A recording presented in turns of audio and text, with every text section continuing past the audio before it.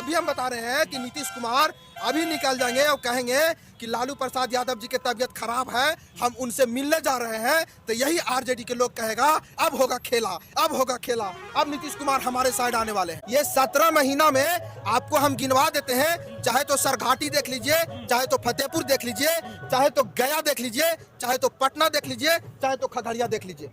कई दलित बेटियों के साथ दरिंदगी की गया ये 17 महीना के कार्यकाल में। बहुत सारे लोग बोले थे, नीतीश कुमार जी खुद बोले थे कि इसको कुछ पता नहीं है, इसको कुछ पता है। अरे तुम बैठो ना यार, तुमको कुछ पता है। लेकिन देखिए जीतन राम मांझी जी अनुभवी नेता हैं, यानी दलित के मसीहा कहे जाने वाले नेता जो है मौजूद होने वाले हैं, तो इस पे आप क्या कहना चाहेंगे? देखिए सबसे पहले वीरेंद्र जी आपका बहुत धन्यवाद, और जितने भी हमारे आप लोग आए हैं हमसे इंटरव्यू लेने के लिए, बहुत आप लोग के आभार। देखिए बहुत सारे लोग कहते थे कि जीतन राम मांझी जी जब तक हैं तभी तक उनका पार्टी का अस्तित्व है, और जब जीतन राम मांझी जी दुनिया को छोड़ देंगे तो उनका अस्तित्व खत्म हो जाएगा। लेकिन ऐसा नहीं है। हकीकत यह है कि अभी आपको हम बता दें कि पूरे बिहार में लोग कहते हैं कि हम दलितों का नेता हैं, कोई कहता है कि हम दलितों का नेता हैं, लेकिन हकीकत में दलितों का नेता केवल और केवल जीतन राम मांझी जी हैं। वो इसलिए कि जीतन राम मांझी जी केवल गरीबों के आवाज उठाते हैं, चाहे वो कोई भी जात का हो, और नारा भी दिए हैं कि सबका इरादा नेक हो और भारत के गरीबों एक हो। ऐसा नारा अभी तक कोई भी पार्टी नहीं दिया है। अब बात करेंगे हम लालू प्रसाद यादव जी को। जिस प्रकार से नीतीश कुमार पलटी मारे हैं, इनका सब आरोप था कि जो हम काम करते थे और तेजस्वी प्रसाद यादव जी श्रेय ले लेता था। तो ये भी बात एकदम सत्य है। जहां भी नीतीश कुमार काम किए, चाहे वो 2.5 लाख नौकरी देने का बात हो, या 94 लाख गरीब परिवार का लोन देने का बात हो, या शिक्षक बहाली में इतना बड़ा कस के बहाली किए, इसमें सारा श्रेय ले रहे थे तेजस्वी प्रसाद यादव, और नीतीश कुमार को कुछ नहीं मिल रहा था। और तो और इनका पार्टी में जो है ललन सिंह, उन्हीं के पार्टी के लोग आरोप लगा रहे थे कि ललन सिंह अब आरजेडी में जाने वाला है और जदयू के आरजेडी में विलय हो जाएगा। इसी डर से नीतीश कुमार सोचे कि हमारा पार्टी विलय हो जाएगा, यही डर से हम एनडीए के साथ थे और हम हट गए, यही डर से हट गए कि मेरा पार्टी ना चला जाए। और जब आरजेडी के साथ आए तो आरजेडी के साथ भी यही हो रहा था नीतीश कुमार के साथ में। और इनका जो सहयोगी है ललन सिंह, उनका एकदम लग रहा था कि अब आरजेडी में विलय हो जाएगा। देखिए बिहार में सरकार बदला, आप ललन सिंह के बिहार सरकार बदलने में या नीतीश कुमार को शपथ ग्रहण लेने में या इस्तीफा सौंपने में कहीं पर भी ललन सिंह नजर नहीं आए।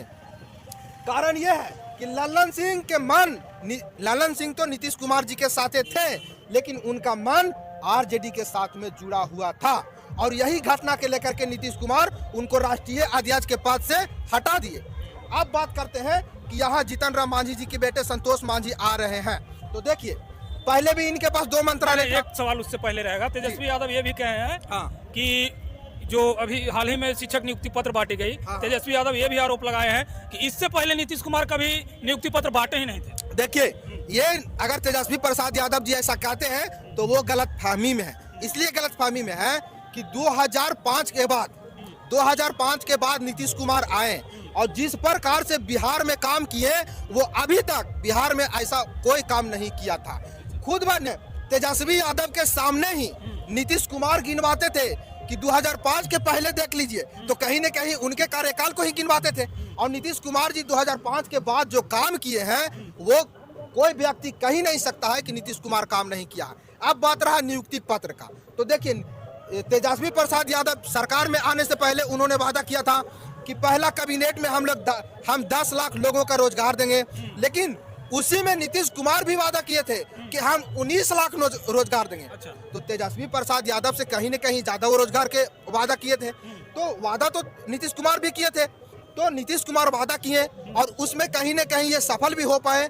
कस के भर्ती निकाले, बहुत बम्पर भर्ती निकाले, कितना लोग बहाल हुआ। और तेजस्वी प्रसाद यादव का एक ही थिंग्स था कि बिहार में सिर्फ जंगल राज साबित हो और जंगल राज पर काम हो, क्योंकि देख लीजिए नीतीश कुमार जी रहे बिहार में, आरजेडी के साथ में नहीं रहे, एनडीए के साथ में रहे, बहु बेटियों का बलात्कार नहीं हो रहा था। लेकिन ये 1.5 साल जो 17 महीना गिनवा रहे हैं तेजस्वी प्रसाद यादव जी, ये 17 महीना में आपको हम गिनवा देते हैं, चाहे तो सरघाटी देख लीजिए, चाहे तो फतेहपुर देख लीजिए, चाहे तो गया देख लीजिए, चाहे तो पटना देख लीजिए, चाहे तो खगड़िया देख लीजिए। कई दलित बेटियों के साथ दरिंदगी की गया ये 17 महीना के कार्यकाल में। अगर तेजस्वी प्रसाद यादव जी कहते हैं कि हम सरकार में थे, बहुत काम कर रहे थे, ये बहुत अच्छी बात है। गिनवा रहे हैं 17 वर्ष बराबर 170 दिन। देखिए ये तेजस्वी प्रसाद यादव जी गलत जोड़ रहे हैं।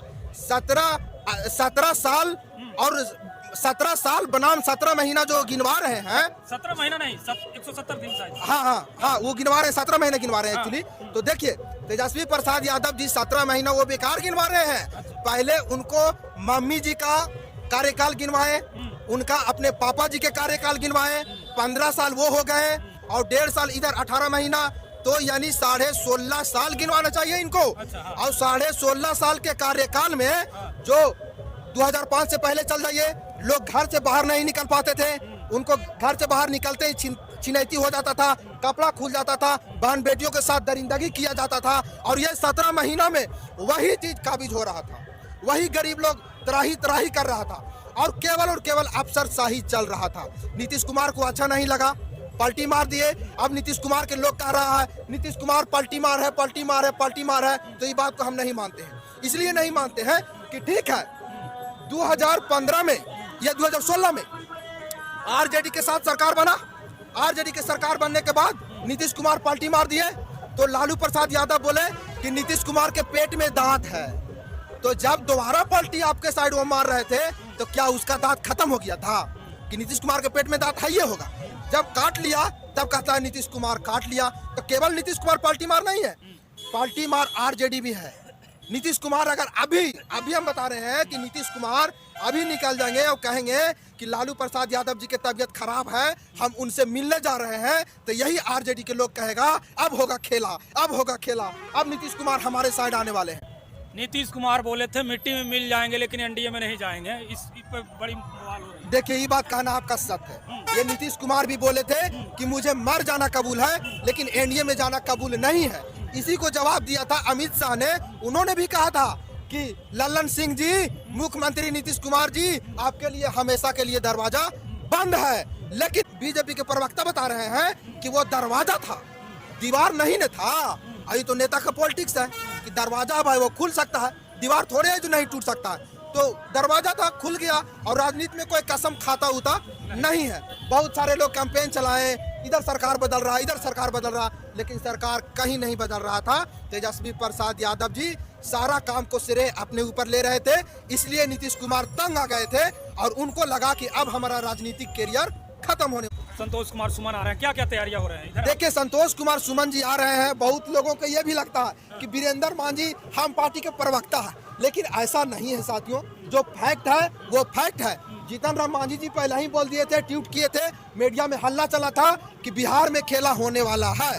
तो जीतन राम मांझी के जो राजनीतिक कैरियर है 40 साल का, ये बहुत सारे लोगों को सीखने की जरूरत है।